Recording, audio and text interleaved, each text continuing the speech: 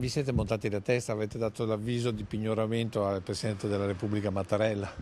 Al Presidente abbiamo semplicemente ricordato che abbiamo una sentenza e che la sentenza va eseguita, anche se chi deve eseguirla è lo Stato. Se non ce li danno con le buone, passeremo alla esecuzione, come si dice, forzata, no? E questo è il senso della lettera che la Presidente Barazza, ieri in completo rosso Liberazione, ha consegnato quasi in segreto al Capo dello Stato.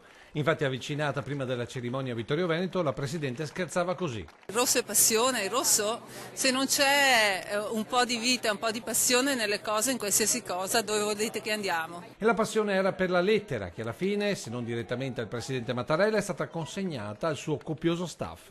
La storia di per sé è quasi un ritornello. 44 comuni trevigiani avanzano in totale 24 milioni di euro che lo Stato, nonostante ogni possibile sentenza a suo sfavore, non vuole pagare.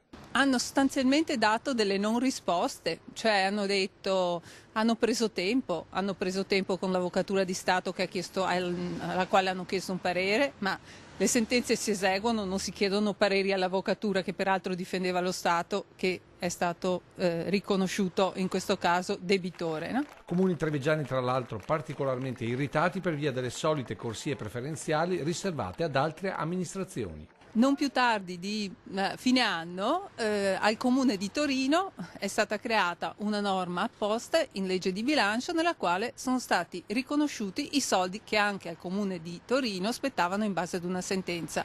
Ora, le sentenze sono tutte sentenze, voglio dire, trattamento di Comune di Serie A Torino e Comuni di Serie B Trevigiani, no, non ci stiamo. Così non è rimasto che vestirsi di rosso e intercettare chi ha potere di risolvere il contenzioso. Chi meglio del Presidente della Repubblica che garantisce l'unità nazionale e i rapporti tra le diverse istituzioni può darci una mano in questo.